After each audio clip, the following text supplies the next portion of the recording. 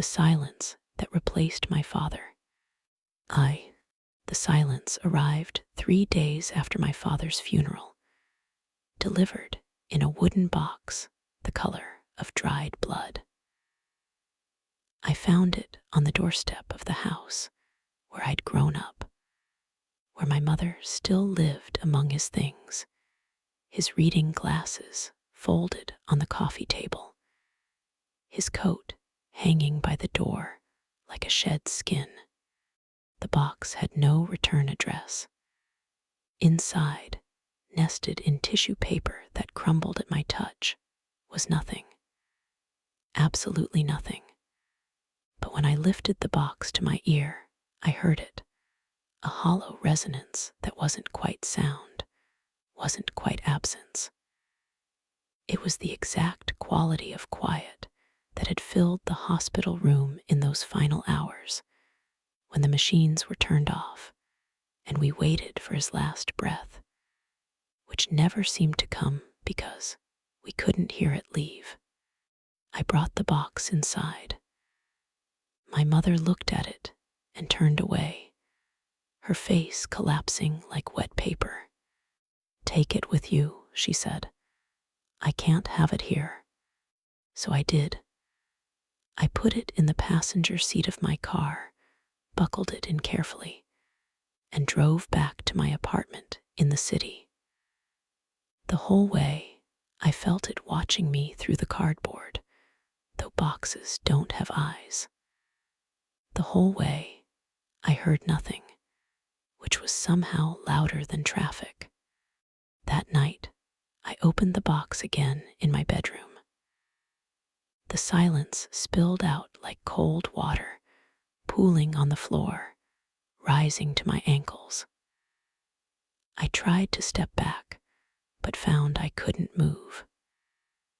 The silence was holding me, not with force, but with absence, the absence of everything that might have pushed against me, given me something to resist. When I finally pulled free, gasping though I hadn't been drowning, I shoved the box under my bed and didn't look at it for 3 weeks. But I felt it there, growing. Roman 2. At first, the changes were subtle. Conversations at work began developing strange gaps, moments where people's mouths moved, but I heard nothing, as if someone had pressed mute on reality. My colleague Sarah would be mid-sentence, so I told him we needed the quarterly reports by. And then her lips would continue moving, her face animated with familiar expressions, but the sound would simply stop. 2 seconds, 5 seconds, sometimes 10. Then it would return, her voice picking up seamlessly. "Friday at the latest." I'd nod as if I'd heard the missing piece. What else could I do? The gaps grew longer. A week after I brought the silence home, I attended a birthday party for my friend Michael. 30 people crowded into his apartment, music pounding, everyone shouting to be heard. I stood in the kitchen nursing a beer, watching mouths open and close like fish, seeing laughter, but hearing nothing. The silence had followed me there, invisible and patient, and it was eating the sound around me like a living thing. "Are you okay?" Michael asked when he found me. At least, I think that's what he asked. I saw the concern in his eyes, the way he touched my shoulder. But all I heard was that hollow resonance, that non-sound that had emerged from the box. I left early. On the subway home, I sat across from a young couple arguing in sign language, their hands flying, faces fierce with emotion. They were the only people I could fully understand. At home, I pulled the box from under my bed. It was heavier now, though nothing physical had been added. The silence inside had mass, gravity. When I opened it, the emptiness was no longer empty. It had texture, almost substance, like fog you could touch but not hold. "Why are you doing this?" I asked it. The silence, of course, said nothing, but I felt it listening. Romans 3. My father had been a quiet man, not shy, not withdrawn, just economical with words. As if speech were a limited resource he was conserving for some future emergency. Even during my childhood, whole dinners would pass with only the sounds of silverware against plates, ice melting in glasses. My mother filled the gaps with nervous chatter, but I learned early to be comfortable in the spaces between. After he retired, the silences grew longer. He'd sit in his chair by the window, looking out at the bird feeder, and you could watch thoughts move across his face like weather, but he'd never speak them. When he was diagnosed stage 4, inoperable, 6 months if we're lucky, he received the news with a slight nod, as if the doctor had told him it might rain. The day before he died, I sat beside his hospital bed for 4 hours. He was awake, eyes open, definitely conscious. I held his hand and told him everything I'd never said, that I was scared, that I didn't know how to be a son without a father, that I loved him even though we'd never quite figured out how to talk to each other. I told him he didn't have to hold on for us, that it was okay to let go. He squeezed my hand once. His lips moved, forming words I leaned close to hear. Nothing came out, just breath, just air. But I would have sworn in that moment that he'd said everything. Now I wondered if that everything had been packed into the box. If what I'd inherited wasn't an absence, but a presence too dense to hear. Romans 4. 3 months after the funeral, I went to visit my mother. She'd redecorated the living room, moved furniture, taken down the photographs that showed my father's face. The house looked lighter, emptier, like a lung after exhaling. "You look terrible," she said when she opened the door. "Are you sleeping?" I wasn't, not really. The silence kept me awake. It had moved from the box to the walls of my apartment, where it hung like insulation, dampening everything. My neighbors' arguments, the ambulance sirens, the 3 a.m. garbage trucks, all of it filtered through this cushion of non-sound, until even the city seemed to be whispering. "I'm fine," I said.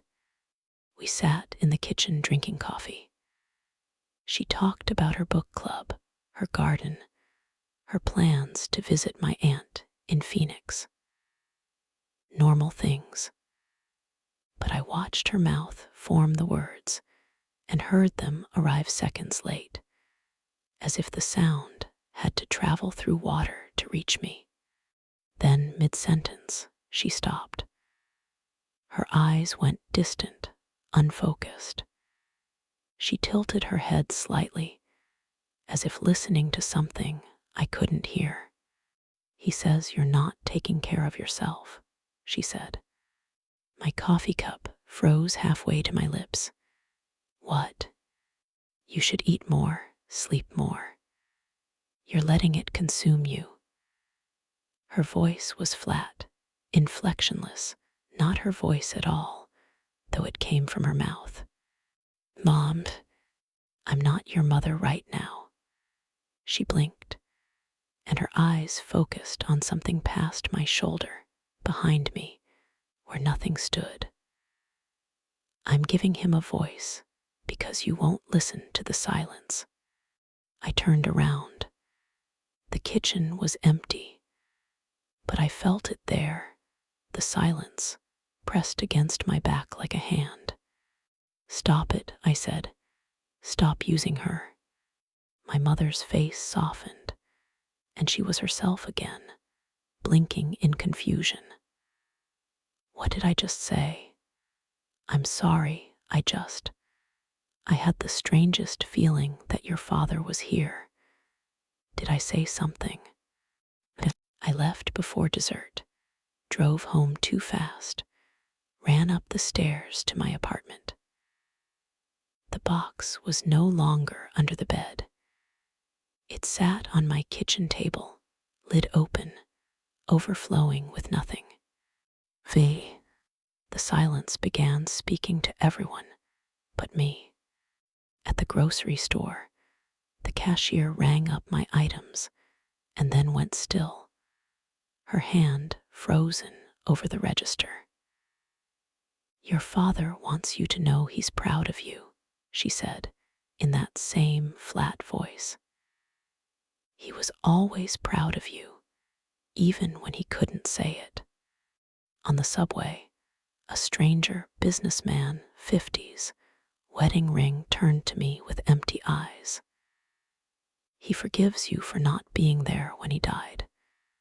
You were getting coffee. You needed a break. He understands. My therapist, 3 sessions in. He says the silence isn't a punishment. It's a gift. He never knew how to talk, so he's teaching you how to listen. I stopped going out. I called in sick to work, then stopped calling at all. The silence filled my apartment like rising water, and I floated in it, untethered. Days passed, or maybe hours, or maybe weeks. Time became negotiable. The silence showed me things, memories that couldn't be memories because I wasn't there. My father as a young man, standing in a room I didn't recognize, crying without sound. My father in his own childhood, small and afraid, learning that words could hurt, that silence was safer.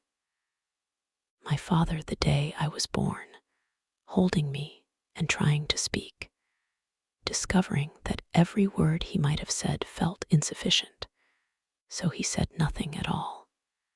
I understood then. The silence wasn't what replaced my father. The silence was my father. It had always been him, surrounding me, protecting me, loving me in the only language he knew. I started talking to the silence. At first, just small things. Good morning. It's cold today. I miss you. The words disappeared into the quiet, absorbed completely, leaving no echo. But I felt them received, acknowledged. I told the silence about my day, my work, my fears. I told it about the woman I'd been seeing before Dad died, how I'd pushed her away because I didn't know how to be close to someone. I told it I was sorry for all the times I'd tried to fill the quiet between us with noise, not realizing the quiet was the conversation. Slowly, the world's sound began returning. Not all at once, but in trickles, then streams, then floods. I heard birds again. Traffic, my own heartbeat. The silence was loosening its grip, or maybe I was learning to exist within it, to let it be part of me instead of fighting it. One morning, I woke to find the box closed, sealed with tape that hadn't been there before. A note was attached in handwriting I didn't recognize, but somehow knew. Some silences are too heavy to carry alone. Share the quiet with others. Let them help you listen. I called my mother. She answered on the first ring. I've been worried about you, she said. I know, I said. I'm sorry. I've been learning something. About your father. About silence. About how much it can hold. She was quiet for a moment, but it was a different quality of quiet now, warm, shared, comfortable. He was so full of love, he didn't know how to let it out, she said finally. It backed up inside him like water behind a dam. I think it's still flooding out now, looking for you. It found me, I said. It's been talking to everyone but me. Maybe, she said gently. You needed to learn to hear it first. Romans 7. I started leaving my apartment again.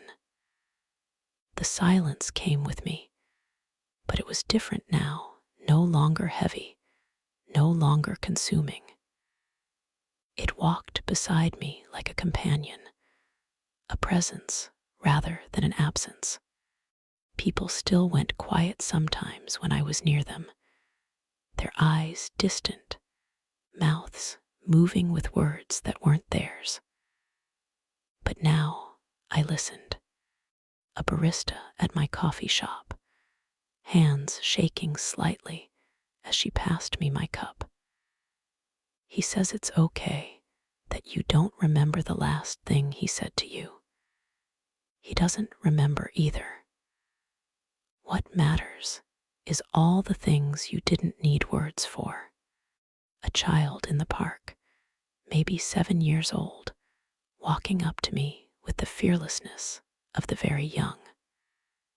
The quiet man says you should plant a tree, something that grows slow and lives long and doesn't need to talk. An old man on a bench feeding pigeons. Your father says he's learning to speak now. It's easier when you're made of silence. He's practicing. One day, you'll hear him. I began collecting these messages like pressed flowers, preserving them in notebooks I kept by my bed. They painted a picture of my father more complete than any conversation we'd had when he was alive. His regrets, his joys, his constant, inarticulate love. And slowly, very slowly, I began to hear something else beneath the silence. Not words, exactly. More like the potential for words, the shape they might take if they ever emerged. A humming that wasn't sound, a pressure that wasn't physical. My father, learning to speak in death as he never could in life. Romans 8. 6 months after the box arrived, I went back to the house where I grew up. My mother had finished redecorating, but she'd kept my father's chair, the one by the window overlooking the bird feeder. She'd put it in the garage, covered with a sheet. I couldn't get rid of it, she said. Stupid, isn't it?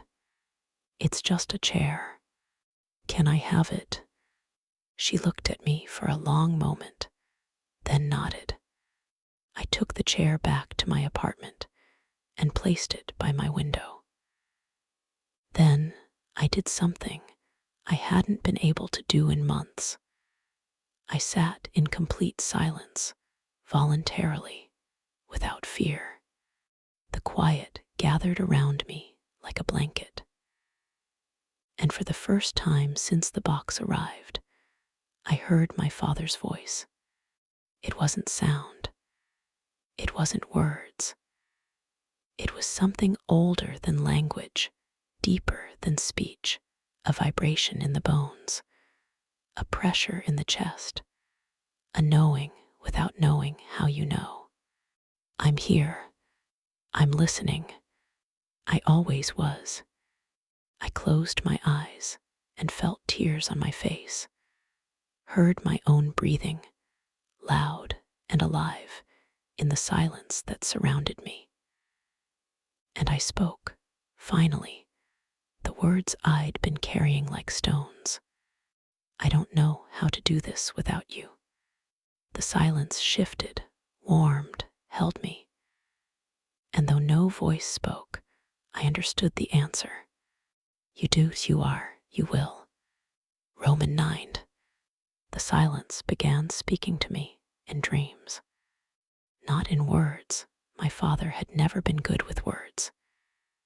Instead, he showed me images, feelings, memories that belonged to both of us and neither of us.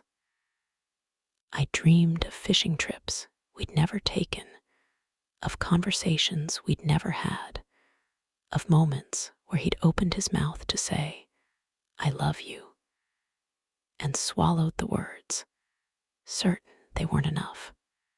In the dreams, I could hear his thoughts. They were quieter than thought should be, more like the memory of thinking, but they were there. How do you tell someone they're your whole world when you've never learned the vocabulary for worlds?